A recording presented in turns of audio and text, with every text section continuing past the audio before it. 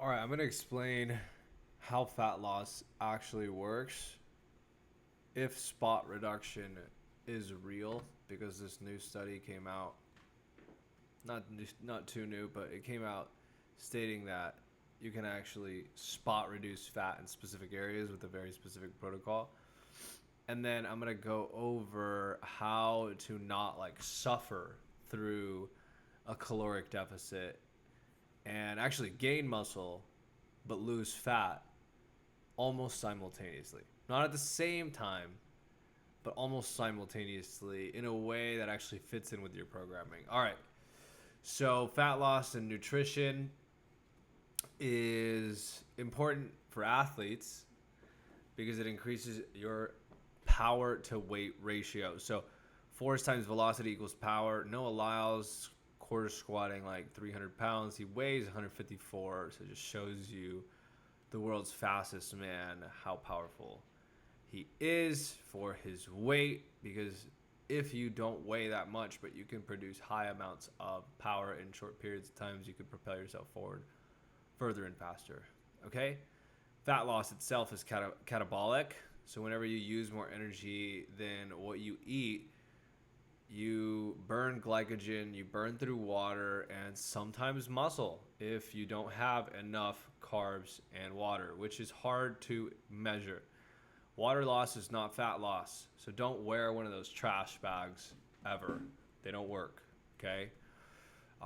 It's not what you want to lose. You're just losing water and you just might look dry and sucked up. And maybe it looks good. You can see some bodybuilders, that's like a phase that they go into, but long term, it's not going to help. Okay, hormones can drop if you drop your calories too low, and the body can downregulate lean mass because muscle tissue requires more energy to maintain.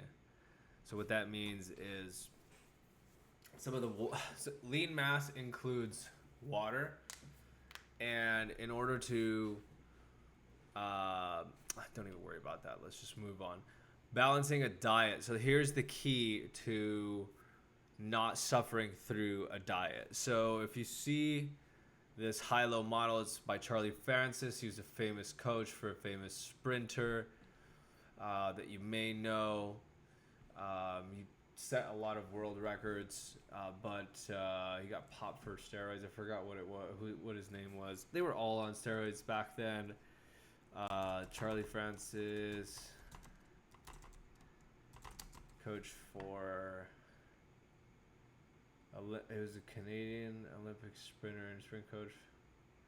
Michael Johnson, no, Ben Johnson, stripped of his 1988 gold medal, but he's like an idol to a lot of the best coaches, and he, for good reason. He understood that the bodybuilding split was just dumb.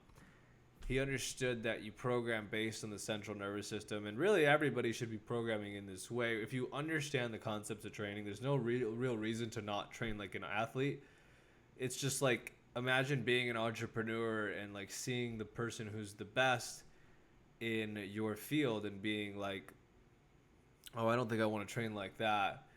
Sure, you're not going to do exactly as they do for obvious reasons, but you kind of model off the best, right? So there is some caveats, but you want to understand the systems in place, and if they still, you're still a human, so like you still adapt the same, so you still want to train like a human who needs to adapt to something. So this is why you have to keep the central nervous system in mind, which is it is the brain processing center in the spinal cord.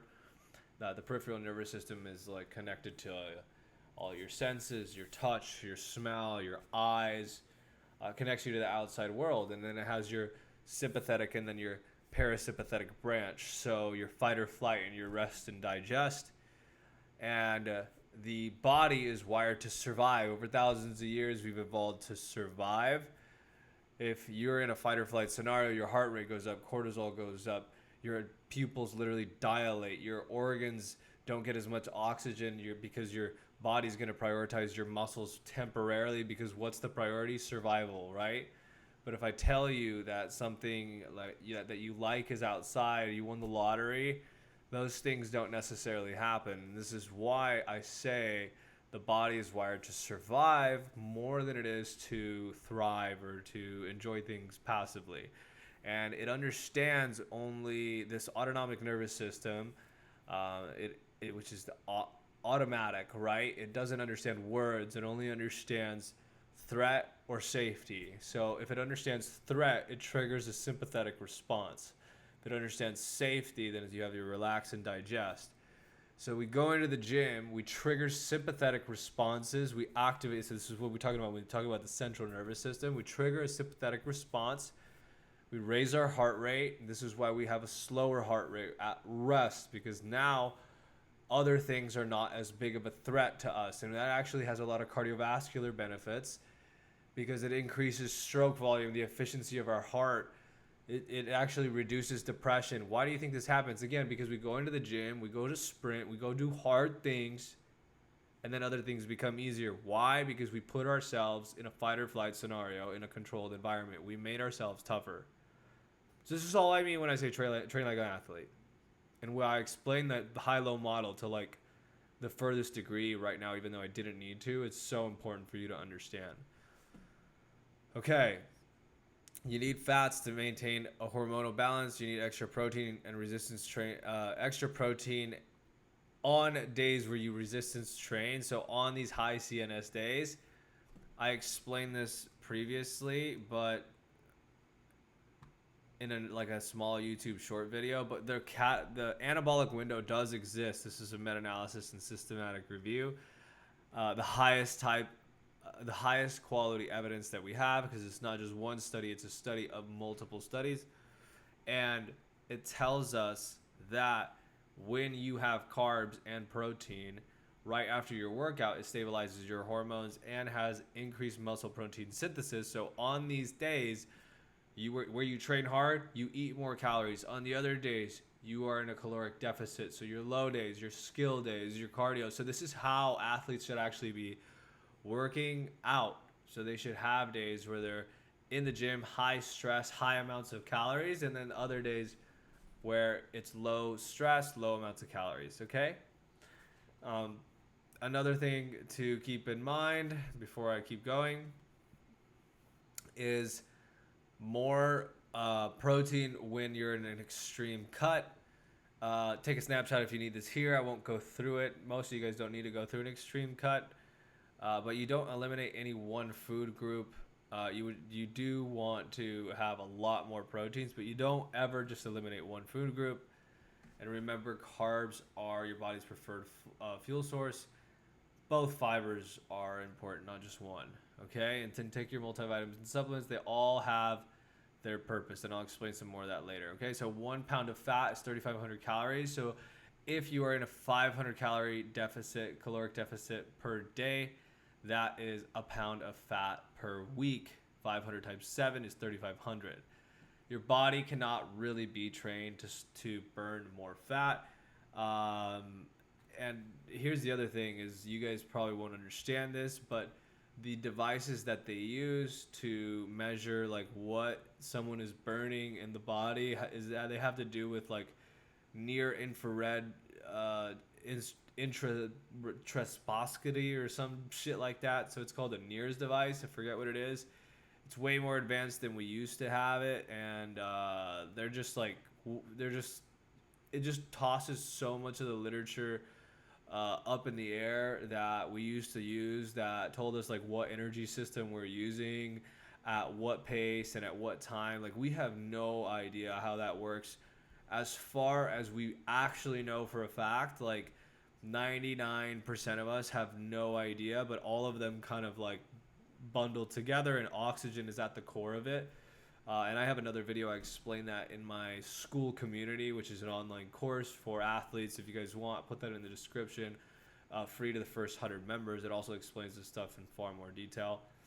But we don't get to choose really what we burn. We just know that if we go into a caloric deficit, we will lose fat. And, as long as you keep resistance training and you don't like deplenish yourself of like all your carbs, like you will continue to get closer to a six pack. You know, that's really how it works. And again, spot reduction is something I'm going to dive into in just here a second. So before I do, you never want to go below 1% of your weight per week because that disrupts homeostasis, which is like your body's equilibrium. If you ever do, you're just wasting your time. There's so much research that shows that people who like make these giant cuts for whatever show or whatever competition they joined, they actually end up gaining it all back. So it's really pointless to go more than 1% per week, because think of it like a string with a ball at the end, and you're pushing it one way or the other, and eventually if you push it too far one way, you know, it just kind of swings back and then eventually goes to the middle. That's homeostasis. So that's your body's just like center line. This is why a lot of people just like stay the same weight all the time, is because like their body just has a good equilibrium and they don't have any eating problems. So the best way to actually lose fat is to make small increments, moving the string from the top, like little by little, instead of just smacking the ball really hard. Okay. So the next thing to go over is this study. I'm going to show you guys, if you ever find a study and you don't understand how to read it, which most of us don't. I've read a few studies, but you know, still it's not something that I'm extremely well versed in. I put it into ChatGPT and I ask it a question, like I say, summarize this for me, right? Or what did I say? Summarize this study. And it actually analyzed it for me. One of the things that I noticed even before I put this into ChatGPT is there is like 4 times that they do this workout per week, which is insane for somebody who wants to lose like abdominal fat. I don't know, like people don't come into the gym 4 times per week. If they're gonna commit to 4 times per week abdominal aerobic training, that means like 30% of your 1 repetition maximum, right? For like 4 minutes. Come on, are you seriously? No, nobody's doing that, right? So like that's one thing you got to keep in mind. And then this is only one study, and it's pretty commonly known that this is like body spotting is just not like body spot reduction is just not a thing. It's a very, very commonly known thing. This is one study, and it's extremely impractical. Again, like I said, when you operate with something called the NIRS device,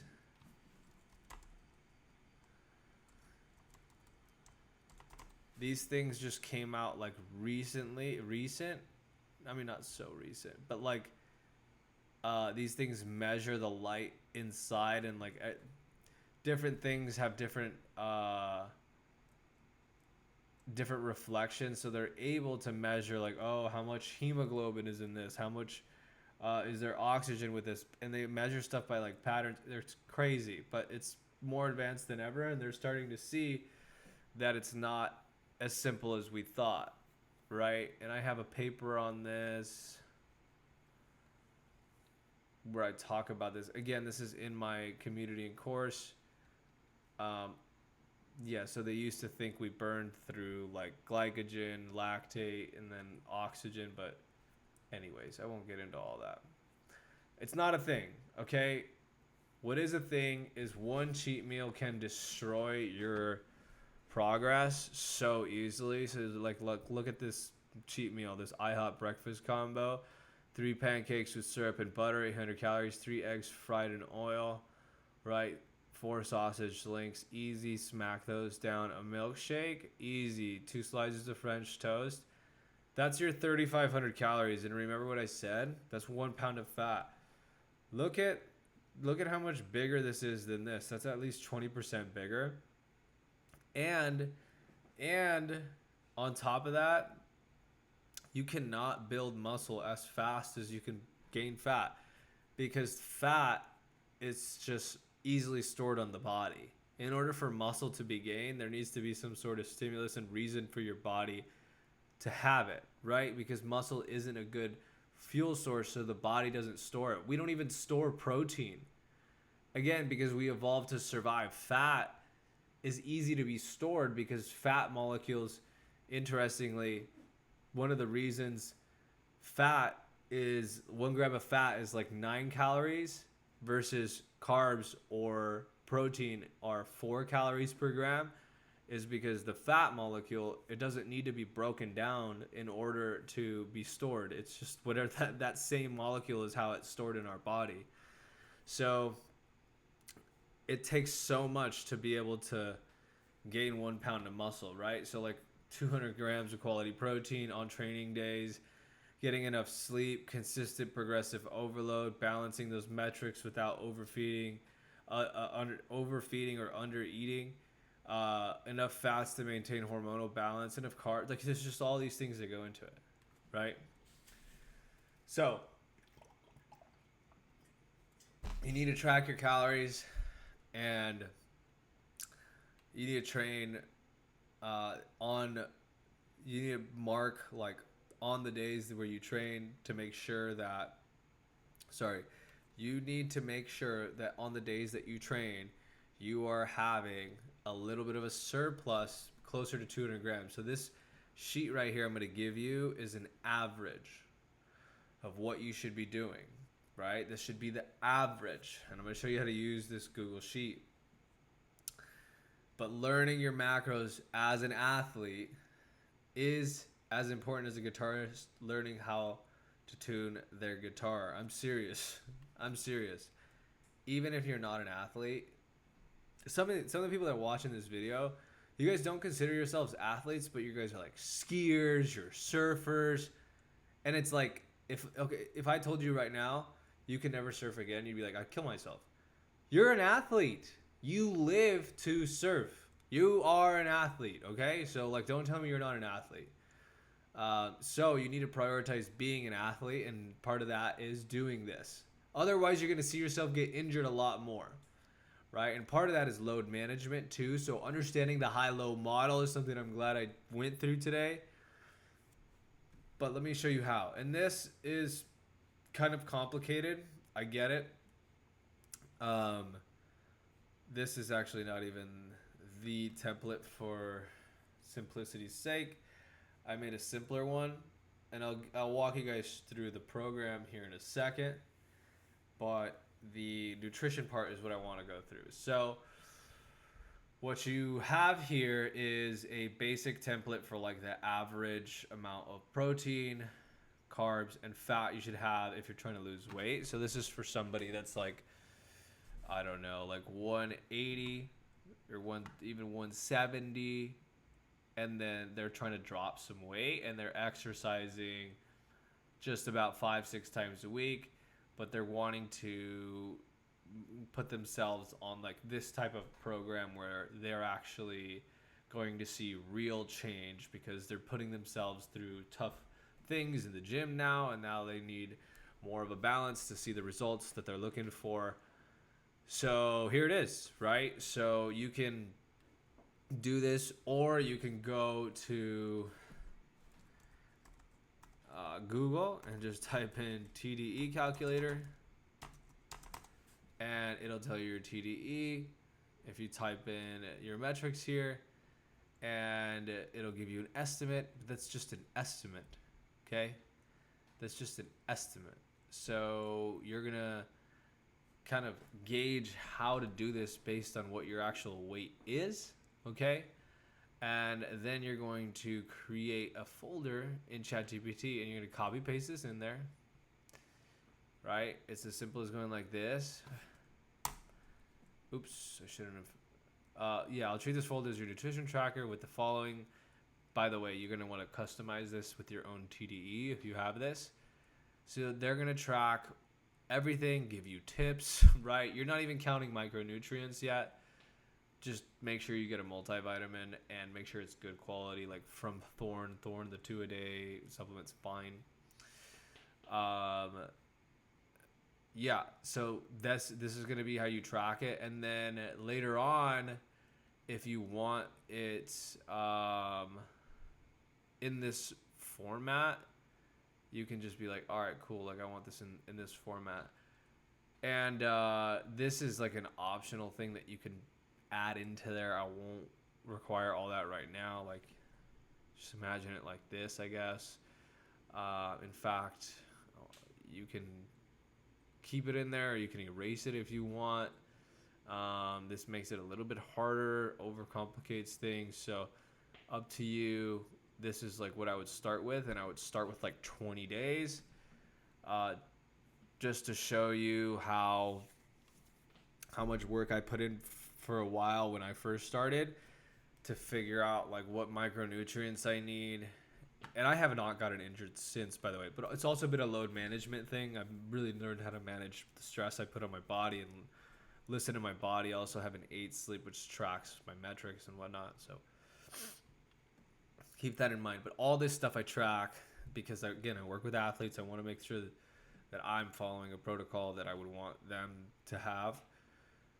And I tracked my weight, right? And like now I weigh like, what was this in June? Yeah, I was 166. And if I were to show you a photo of me compared to now, I mean, it's just astonishing the difference. Right now, I'm like 88 pounds of like muscle tissue, lean mass, and then I weigh like 165. But my body fat's was the last time I measured it was at like 7-8%. So I did this, right? I did everything, and I tracked it, and then I saw like, oh, my potassium is a little low, but you guys won't need to do that. You'll just need to look through here, right? And then you'll start to see your fiber intake, which is extremely important. Like 50% of the serotonin and dopamine that we produce is like produced in the gut. So if your gut's healthy, you're healthy. It also helps you live longer. It has a direct relationship with a reduction in all-cause mortality, if I'm saying that correctly. It's been a long day. Yeah, I just encourage you to have enough fiber. And then, my program's a little bit more complicated. See, I'm a little bit more detailed. For you guys, I would have like a low day of mobility day. Oh, this is a little different. If you're a fighter, you can enjoy this. Actually, a low day mobility would look a little bit different, but if you're a fighter, this is a good one. Your program is going to look something like this.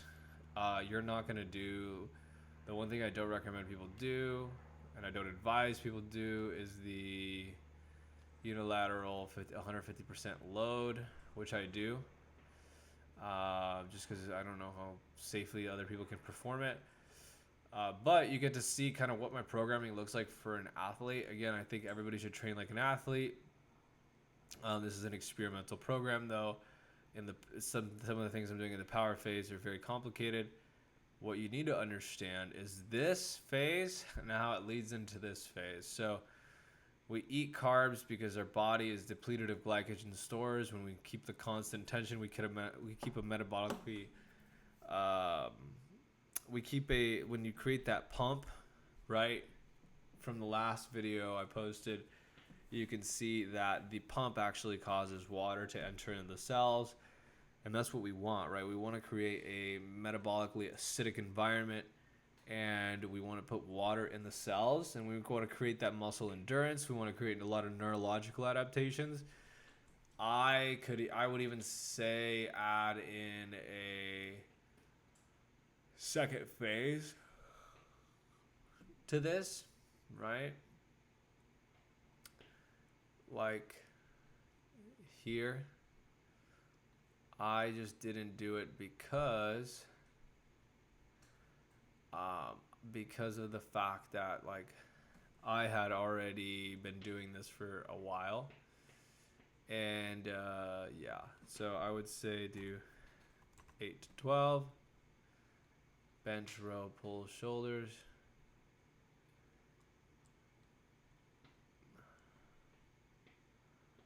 How did this work? always start with the squats first because the squats are very much more so metabolically, central nervous system fatiguing. So you want to go lower first, right? And for simplicity's sake, we're just say rest until recovered. So I would go a high calorie day, eat a ton of carbs, water after, right? I would say 4 sets, 4, 4, 4. Then I go 5. That's a lot of volume already. I would go 8 to 12 here, 8 to 12. No need to go overkill. And then again, I would go 8 to 12. Or I would go 8 to 15 on the second one. Just because why not, That's dumb. Okay. Constant tension, drop. No need to do drop sets at all. I apologize. I like to go extreme on some of these measures for a while. I didn't think about how useless drop sets were. Really, you want to think minimum effective dose on every time you do this stuff. These eccentrics are going to be extremely valuable because passive tension is what seems to cause muscle hypertrophy more than the concentric. So, more than just regular tension that you get from grip pulling together. So whenever it's like pulling apart and it's stretching the muscle past what it's typically capable of, that's what we see causes more growth. And you can kind of see that from like a seated hamstring curl versus the lying hamstring curl. There's studies that show, and they believe the mechanism is the passive tension, right? So again, you see how we raise the load week by week. This is probably like a 2-hour workout and it's full body, and it's kind of a lot to get done in one session. You can also feel free to split these apart, right? The same way we have done here. But if you're short on time, you can go for it, and you want to just get it done all in one session. You'll get used to it eventually. Yeah. And go from there. No drop sets. Remember that. If you see drop sets in here, ignore it. All right, guys. See you in the next video.